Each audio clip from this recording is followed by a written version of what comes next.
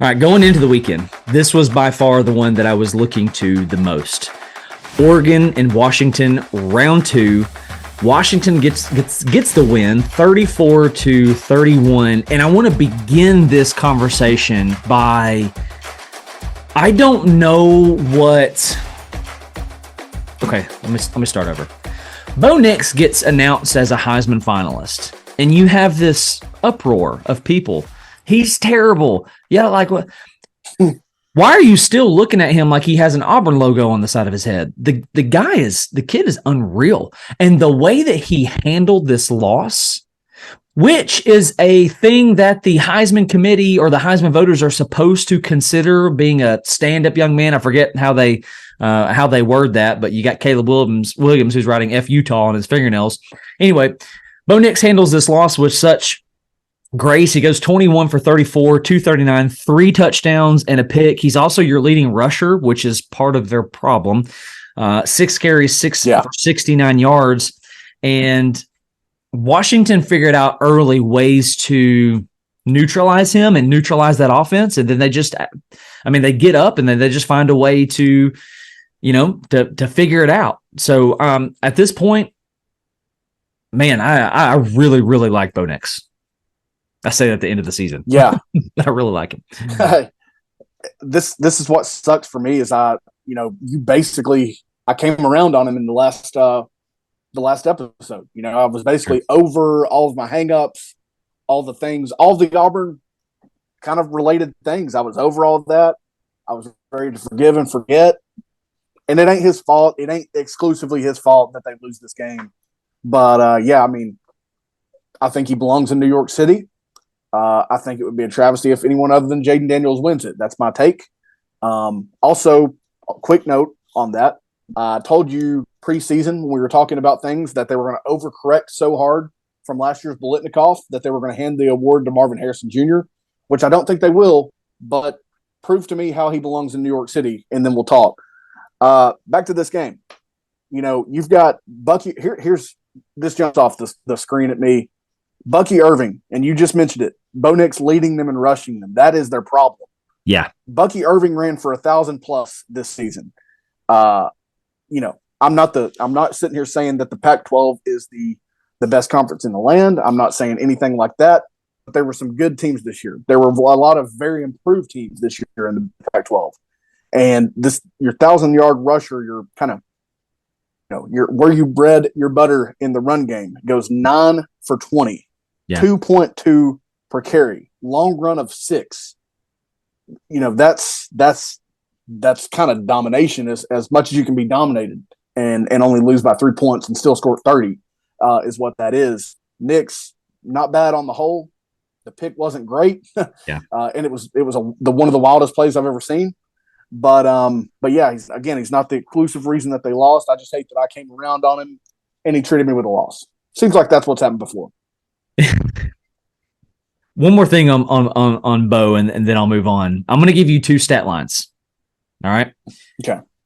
One is Penix, one is Nix, and this is for you. This is for the listeners. Tell me if you can spot the difference. Tell me if you can tell me who's who.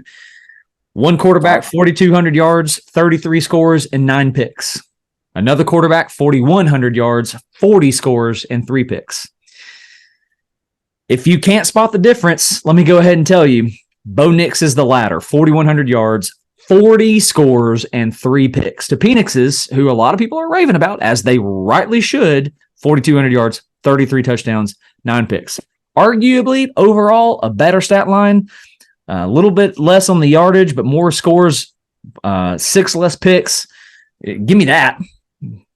But I think this did come down to the running game, and what the stat line is not going to show you is how physical and how Washington did so well of meeting Oregon at the point of attack in the backfield.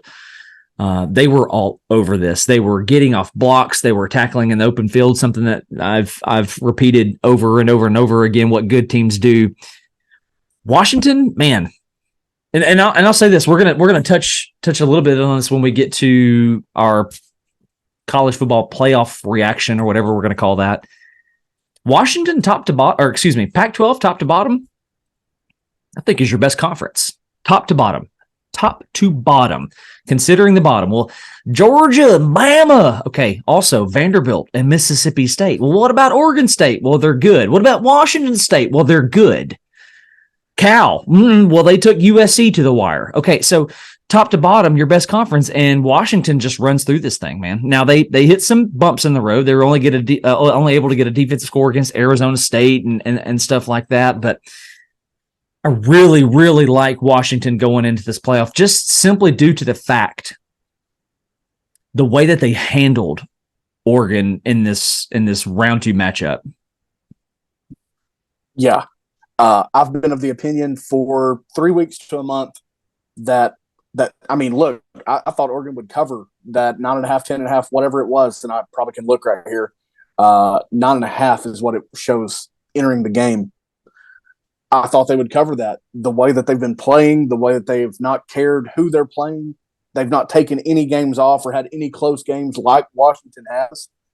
And something that's going to be burned in my memory, at least until, I watch the next series of big games, probably the playoff games and Tennessee's bowl game that I'll be deeply invested in.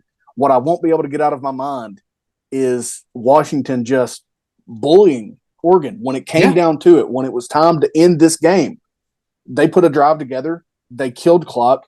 They did it on the ground as they needed to.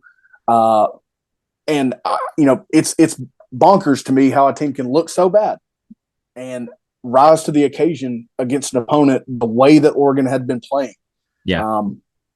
That's wild to me, and the start of this game, I remember saying to you, I think, and I know to others, did Lanning actually take another job and, just say those nice things to make it it sound good in the moment because of the way they started the game. Yeah. Credit to Oregon for the fight that they showed, almost fighting back to the win. But I'm going to be so impressed until, again, something else catches my eye with how Washington put that game away physically when they had to have it, running the ball, winning the rushing battle, which I think favors Oregon massively probably on the year. Mm-hmm. I'm going to be wildly impressed by that. And look, they've got a heck of a coach. They've got a heck of a tandem, at least, in Penix and Odunze. I think they actually are potent in this playoff, the way that it sets up right now. I mean, you only mentioned Odunze. You got McMillan and Polk as well. Do what now? And I can't say many years at all. I can't say there's been many years at all where a Pac-12 team is potentially potent in a playoff. Yes. And think about this. Think about how good – I mean, you're alluding to this, how good Michael Penix has been and the zip he can put on it and his ability to hit the deep ball, to dissect things well. You start to look in the rushing game, which is what you pointed out. I about said leading rusher, but your rusher, period.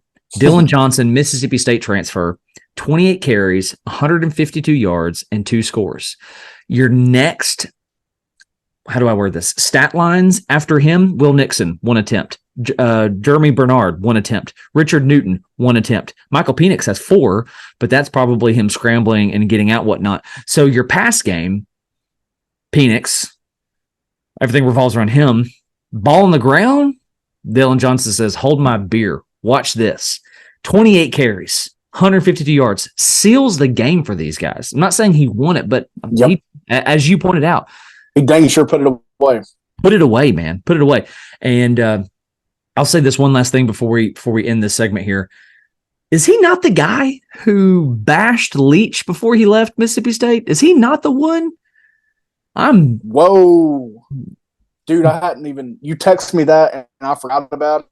Dude, I totally forgot all about that. But he probably is, right? I mean, think about the timing. I'm pretty sure. Yeah. I think you're correct on that. Yeah, I mean, that's just crazy, dude. Yeah. Well, props to Washington, man. I think that's a really good playoff team. It is my hope that they'll at least make it to the Natty and do well. Give some respect to the last of the Pac-12 names. So, nonetheless, Washington wins round 2, beating Oregon 31-34.